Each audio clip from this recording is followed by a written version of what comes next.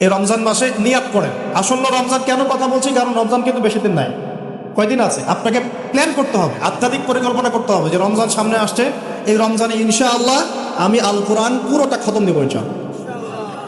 রমজান মাস আসার আগেই 5 ওয়াক্ত নামাজ আমি শক্ত করে ধরবো, যেন রমজানে আমি 5 ওয়াক্ত নামাজ জামাতে পড়তে পারি।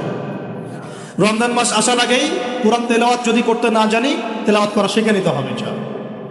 রমজান আসার আগেই নিয়াত করে নিব যে এই রমজানে ইনশাআল্লাহ আমি প্রত্যেক দিন তারাবি জামাতে পড়বো ইনশাআল্লাহ, এবং খতম তারাবি পড়বো ইনশাআল্লাহ।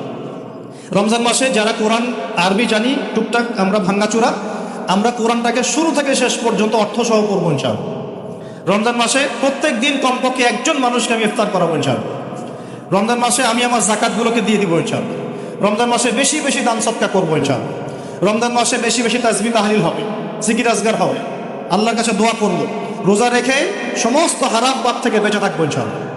রমজানে শুধু সৎ কাজের আদেশ করব, অসৎ কাজে নিষেধ করব, নিজে আমল করব, পরিবারে প্রতিষ্ঠা করবো ইনশাআল্লাহ। প্রত্যেক দিন 5 ওয়াক্ত নামাজ হবে, প্রত্যেক দিন মসজিদে নামাজের পর তালিম হবে ইনশাআল্লাহ। এভাবে পুরো রমজানটাকে উৎসবের উৎসাহে অতিবাহিত করার নিয়াত আগে করতে হবে। আল্লাহ পাক তৌফিক দান করুন। তো এখানে সবচেয়ে বড় বাধাটা হয় দুনিয়াবি ব্যস্ততা। এই জন্য রমজানের আগেই দুনিয়াবি ব্যস্ততাগুলো কমিয়ে আনতে হবে। চেষ্টা করবেন বড় বড় যে বাজারঘাটগুলো আছে এগুলো আগেই করে ফেলেন। আর আমি তো বলেই দিলাম দাম কিন্তু ওই সময় বাইরে যাবে, যদি এখন সামর্থ্য থাকে করে ফেলেন, সামর্থ্য থাকলে করে ফেলেন। আর যাদের সামর্থ্য কম তাদের জন্য কি হবে, পুরো দেশব্যাপী সামাজিকভাবে, যেমন এটা একটা সংগঠন আপনাদের না, এই এরকম সংগঠন যেগুলো আছে নন প্রফিটেবল এবং non political organisation, both political and non political, সমস্ত অ্যাসোসিয়েশনগুলোর উদ্যোগে বা ফাউন্ডেশন অ্যাসোসিয়েশন যেগুলো আমরা করি ছোটোখাটো, এগুলোর উদ্যোগে ইফতার বিতরণ প্রজেক্ট করতে হবে। পারা যাবে ইনশাআল্লাহ। যে যাদের সামর্থ্য আছে সামর্থ্যবানদের টাকা পয়সাগুলো কালেক্ট করে যারা দুস্থ দরিদ্র অসহায় মানুষ তাদের বাসায় বাসায় 1 মাসের বাজার পৌঁছে দিতে হবে ইনশাআল্লাহ। পারা যাবেন ইনশাআল্লাহ।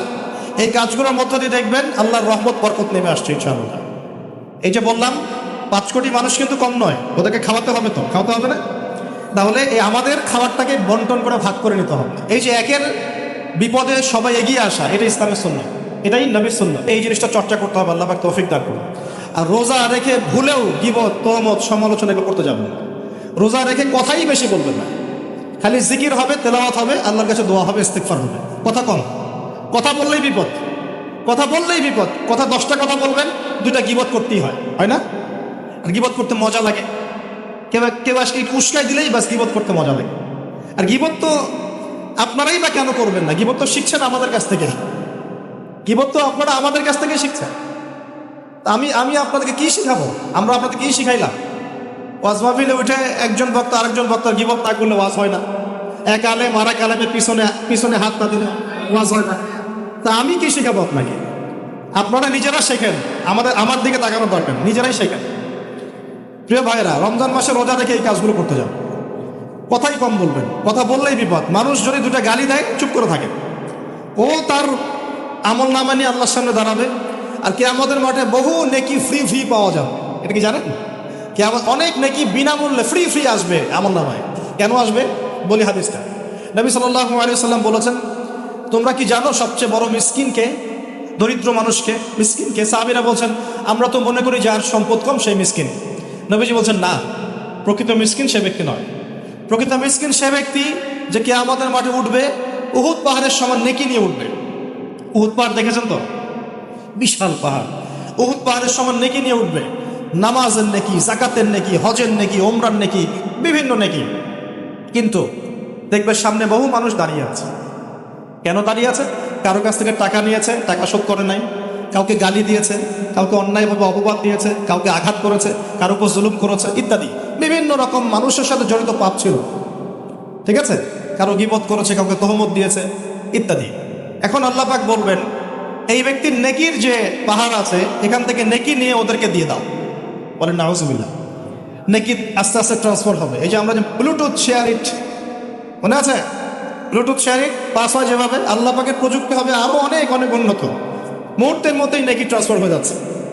এরপর নেকি যেতে যেতে সব নেকি যদি শেষ হয়ে যায়, আল্লাহ না করুন, তখন আল্লাহ পাক ফেরেশতাদেরকে বলবেন ওদের গোনাগুলো থেকে গোনাগুলো বেছে বেছে এর আমল নামে যুক্ত কর।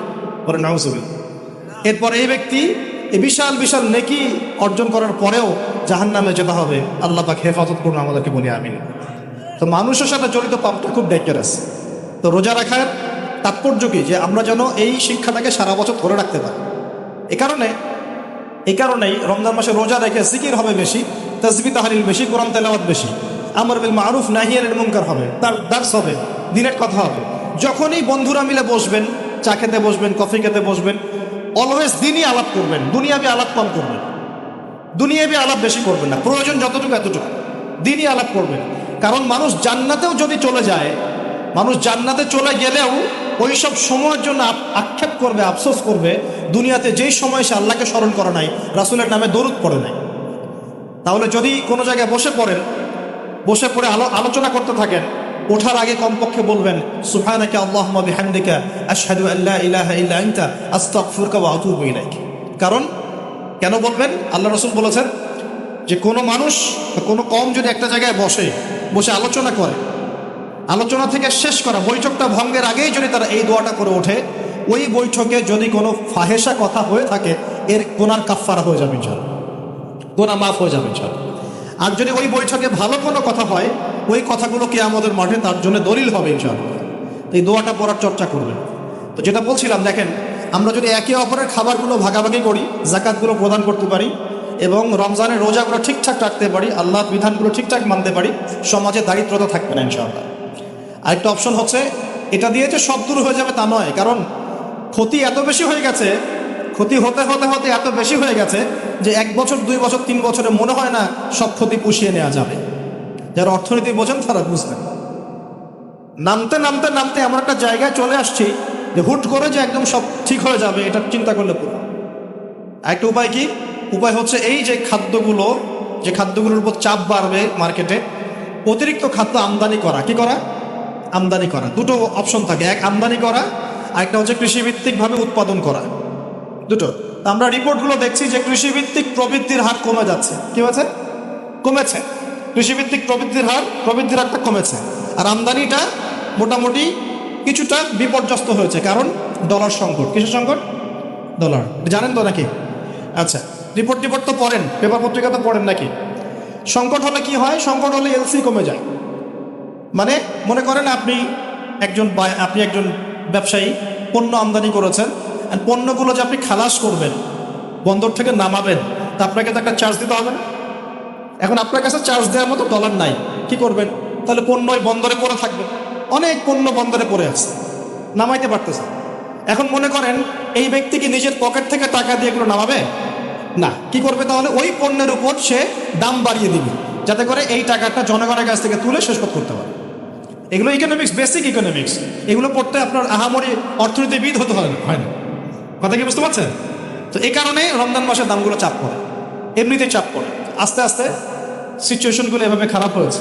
অতএব ইসলামিক সলিউশনে যদি এখন না আসতে পারেন, যদি আরও 10 বছর অপেক্ষা করেন, বহু দেরি হয়ে যাবে। এই জন্য আমি মন থেকে উদাত্ত একটা আহ্বান জানাই, যারা শিক্ষিত মহল, বিজ্ঞ মহল আছেন, আমার কথা বুঝবেন ইনশাআল্লাহ। ইসলামিক অর্থনীতি ছাড়া অর্থনৈতিক সমৃদ্ধির কোনো অপশন নাই আমাদের সাথে।